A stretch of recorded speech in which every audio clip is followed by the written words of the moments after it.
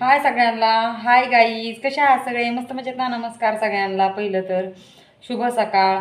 आता सकाळ तर नाही राहिली, 11 वाजलेत. हा व्हिडिओ कधी पडतो आणि कधी नाही, तरी पण शुभ सकाळ, गुड मॉर्निंग सगळ्यांना.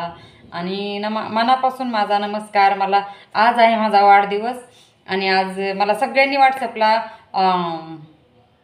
हॅपी बर्थडे, परत असं म्हणजे काय म्हणतात त्याला, वाढदिवसाच्या खूप खूप शुभेच्छा दिलेल्या आहेत मला.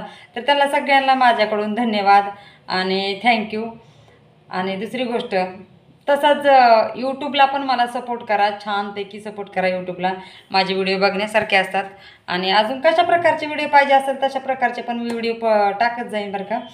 आज जरा वेगळा जास्त लिपस्टिक लागलेली आहे का, म्हणजे मी रोज लिपस्टिक लावते असं म्हणत नाही मी, आणि नाही पण असं म्हणत नाही, कारण मी लिप बाम लावते. छोटंसं जे लिप बाम असतं का, ते नॉर्मली आपलं हे थंडीत लावते, ते होठ स्वच्छ राहण्यासाठी ते लिप बाम लावते मी. लिपस्टिक कधीच लावत नाही. कधी माझ्या बहिणीच्या लग्नाच्या वेळेस पुरीने माझा मेकअप केला तेव्हा लावली होती. तर आज आहे माझा बड्डे. आज आहे माझा बड्डे. तर कसं असतंय ना, पोरं लेकरं सकाळी मला म्हणली, मम्मी केक आणून काप ना, तुझ्या बड्डेचा आहे. म्हणलं मीच जाऊ का दुकानात? माझा बड्डे म्हणून मी दुकानात जाते, पैसे घेऊन जाते, केक घेऊन येते आणि माझ्या बड्डेचा केक कापते. मला नाही केक बी कापायचा, मला नको होती केक. मला केक हा प्रकार आवडतच नाही, त्याच्यामुळे म्हणलं न गं मला. तर लेकरं म्हणली हां बरं नको तर नको, ठीक आहे जाऊ दे असू दे. कारण त्यांनी प्लॅन केला आहे काहीतरी. आता काय प्लॅन केला आहे मला पण नाही माहिती बरं का. काय घरातलं पैसे घेतलेत का काय? पैसे तर नाही घेतलेले बरं का कुठलं. मी बघितलं, पैसे तर नाही घेतलेलं गपचिप. मग आता मला केक आणण्यासाठी काय त्यांचं सरप्राईज असेल, काय काय चाललं असेल ते असू द्या. जरी पैसे घेतलेलं असेल का, तरी पण मी काय म्हणणार नाही आजच्या दिवस, कारण ती माझ्यासाठीच करत असते. म्हणजे त्यांचं म्हणणं असं का, जरी आम्ही घेतलं तरी मम्मीला कळू नाही, आजच्या दिवस तरी कळू नाही आम्ही पैसे घेतलेत मम्मीचे आणि मम्मीला केक आणते. कळलं तरी चालेल, पण उद्या कळावं असं त्यांना वाटत असते. पण ठीक आहे, मला कळलं तरी मी सांगणार नाही. हा ठीक आहे, नाही तर नाही. तर आज आहे माझा बड्डे आणि जसा मला व्हॉट्सअपला सगळ्यांनी शुभेच्छा दिल्या, तसा यूट्यूबला पण शुभेच्छा द्या आणि यूट्यूबला पण सपोर्ट करा. ज्यांना शुभेच्छा द्यायच्या त्यांनी द्या, ज्यांना नाही द्यायच्या त्यांनी नका देऊ, काय माझी जबरदस्ती नाही. पण मला सपोर्ट करा. ज्यांना आवडतं त्यांनी पण सपोर्ट करा, ज्यांना नाही आवडत त्यांनी पण वाकडं तिकडं तोंड करून सपोर्ट करा. आणि चॅनलला सबस्क्राईब करा. ज्यांना माझी आवडत नाही तेवढी त्यांनी पण सबस्क्राईब करा. आणि लईच नसेल आवडत तर जाऊ सोडा विषय. नसेलच आवडत तर काय तुमची जबरदस्ती आहे, आमची जबरदस्ती नाही ना तुमच्यावर.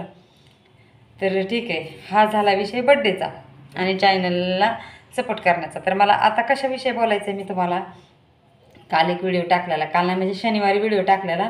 काल रविवारले सगळी मुलं बी घरी असतात, सगळे घरी असतात, त्याच्यामुळं काही व्हिडिओ काढायला जमत नाही. सगळी घरी असल्यामुळं त्याचे व्हिडिओ काढायला जमत नाही. त्याच्यामुळं मी काय रविवारचं जास्त करून व्हिडिओ काढत नाही. पहिलं काढायचे ते पण त्या चॅनलला टाकायचे, ह्या चॅनलला नाही टाकत रविवारचा एक पण व्हिडिओ.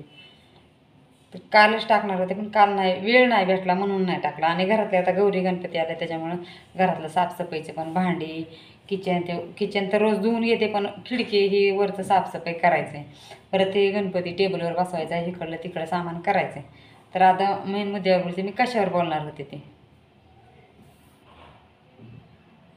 कशावर बोलणार होते तर एक कसं असतं ना, कुठली बी लेडीज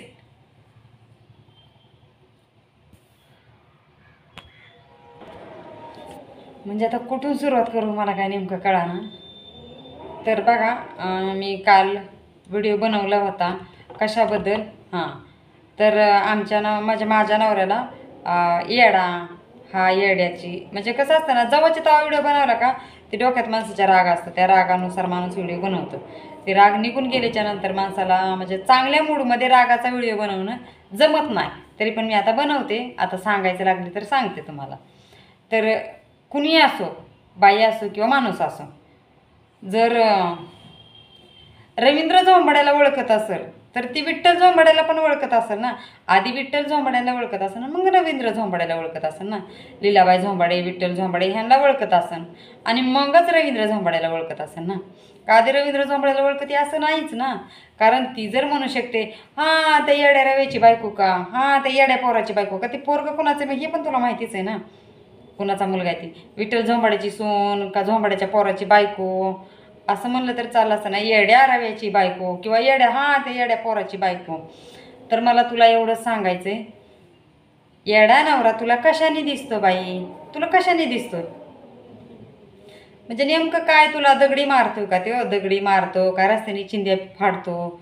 हां बरं, गोव्याचा इथं तोबरा, विमलचा तोबरा असा इथं भरून किंवा तंबाखूचा इथं तोबरा भरून जीन्स घालून मस्त अशी फिटिंगमध्ये आणि टी शर्ट घालून तुझ्यावर किंवा तुझ्या पुरीवर लाईन मारली नाही, तुझ्यावर लाईन मारली नसेल किंवा तुझ्या मुलीवर लाईन मारली नसेल, अजून काय, अजून काय असतं म्हणजे हां असं म्हणजे टुकारपणा, असं काय लाईन बिन मारली नसन किंवा बघितलं नसन म्हणून तू त्याला येडा म्हणते का?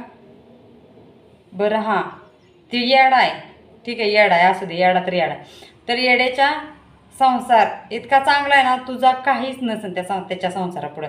येड्याच्या बायकोचा आणि येड्याचा संसार 2 मुलं आहेत मोठी मोठी चांगली, चांगलं शिक्षण शिकतात आणि त्याची मुलं पण चांगली आहेत. ते आता घरीनंच माझी लेकरं शाळेत गेलेले आहेत आणि मी त्याची बायको आहे. जी तू म्हणते का येडा राव्या का आणि येड्याची बायको का? हां ती येड्याची बायको का? येड्याची बायको का ग? मग माझं नाव बी माहिती असेल तुला, शुभांगी म्हणलं तरी चाललं असतं. अगं तुला एवढं उचकायची गरजच नव्हती. मला काय म्हणायचं आहे, त्याची मी बायको, मी छानपैकी घर चालवतो. माझा नवरा 8 दिवस कामाला जातो, बिगाऱ्याला सेंटरिंगच्या कामाला जाते, त्याला 700 रुपये हाजरी, पगार आठवड्याला कामाला जातो, पगार आणून देतो. त्या पगारावर घर परपंच चालतो. अख्खा जो संसार आहे ते त्याच्या जीवावर झालेला आहे, बरोबर? ते जे तू म्हणते का येडा, येड्याची बायको, येड्याचा संसार, येड्याची बायको, अख्खा परपंच त्याच्या जीवावर झालेला आहे. शिक्षण त्याच्या जीवावर होते ते, अजून सगळं माझा सगळा परपंच तुझ्यापेक्षा तुझ्या मुलांपेक्षा तुझ्यापेक्षा 1000 पटीने चांगला आहे आणि भारी आहे. मी अजून पण चांगला संसार करते आणि अजून पण तुझ्या डोळ्यात माती पडण्यासारखा माझा संसार होणार आहे. त्या येड्या रव्याचा, तुझी म्हणते का त्याचा, त्यांनी काय तुझ्यावर लाईन मारली नसेल किंवा तुला प्रपोज केला नसेल किंवा तू एवढी सुंदर दिसत असेल, मला माहीत नाही तू कशी दिसते, पण कदाचित दिसत असेल तू सुंदर आणि तरी पण तुला त्यांनी बघितलं नाही, काय ते काय म्हणतात ना, तुला किंमत दिली नसेल म्हणून तो येडा असेल. ठीक आहे येडा तर येडा, तू तर चांगला बघितला असेल ना, चांगला हुशार देखना. माझा नवरा कसा आहे असेल, माझा परपंच नीट करतोय, चांगला करतोय. आता बाकीचे जर विषय तू म्हणत असेल तर माझ्या घरचा प्रॉब्लेम जेव्हा मला बोलायचं आहे जेव्हा मी माझ्या मनाने बोलन, तू काय वकील नाही किंवा पोलीस नाही किंवा माझ्या घरची कोण नसेल, बरोबर? तुझ्यापर्यंत आणायला किंवा तुझ्यापर्यंत सांगायला जेव्हा मला त्रास होईल तेव्हा माझ्या घरची माझी भरपूर आहेत ना, त्यांना मी सांगन. माझ्या नवऱ्याच्या घरची आहेत, माझ्या सासरच्या घरचे आहेत, त्यांना मी सांगन. तुझ्यापर्यंत सांगायचं आणि तुला बोलायचा संबंधच काय? आणि मेन म्हणजे जर परत तू त्याला येडा म्हणली असं मला म्हणजे माझ्या तोंडावर तर तू नाहीच बोललेली, माझ्या तोंडावर बोलल्यावर तुझ्या तोंडावर चप्पल फेकून नाही मारली तर नाव ठेव दुसरं माझं. जर माझ्या तोंडावर म्हणली आणि जर मला परत कळलं तर की तू अशी म्हणली म्हणून तुझ्या समोर येऊन तुला बोलायला लावून तुझा व्हिडिओ काढेन मी की ही म्हणती माझ्या नवऱ्याला येडा आहे. हा बरोबर आहे येडा आहे. मग मला वाटतं माझ्या लग्नाच्या अगोदर तुझ्यासोबत लग्न केलं होतं का की ते तुझा प्रपंच त्याने टिकवला नाही म्हणून ते येडा आहे? त्याच्या अगोदर तुझं झालं होतं का त्याच्याबरोबर लग्न म्हणून ते येडा आहे का? तुला ती येडा वाटतोय का ते? असं कुणाला वेग म्हणायचं नाही की येडा आहे, येडं कशानं दिसते तुला? 2 लेकरं झाल्यात, 2 लेकरांचा चांगला आता 10वी 8वी 9वीपर्यंत शिक्षण करतोय मी, बायको आहे स्वतः त्याची, यूट्यूब चॅनल चालवते, ते स्वतः कामाला जातो, पगार आणून देतो 4-5 हजार रुपये. कशानं येडा आहे मग? तुला कशानं येडा दिसतोय? का तुझ्याकडं ती काय ती म्हणतात त्याला तिकीट का पिकीट ती तुझ्याकडं आहे का? असेल तर आणून दे मला ती की तो येडा आहे. तुझ्याकडं सगळं त्याचं प्रूफ आहे का ते येडा आहे म्हणून? आता जर कुणाला वाईट वाटत असेल की मी चुकीचं बोलते कुठल्या गोष्टी किंवा कुणाला बोलते तर ही कुणाला राग येऊ द्यायची गरज नाही. कारण माझ्या नवऱ्याला येडं म्हणलं ठीक आहे, त्याची आई बाप म्हणत होती तितक्यापर्यंत ती ठीक आहे, त्याचे आई बाप आहे, त्याच्या बहिणी बाळ आहे, त्याचं भाऊ बंद आहेत, त्यांची त्याला काहीही म्हणतात, हानत्यान मारत्यान येडा म्हणत्यान.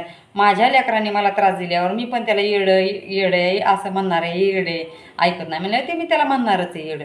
तुझा म्हणण्याचा काय संबंध आहे? मी त्याची बायको असून मी त्याला म्हणले नाही अजून.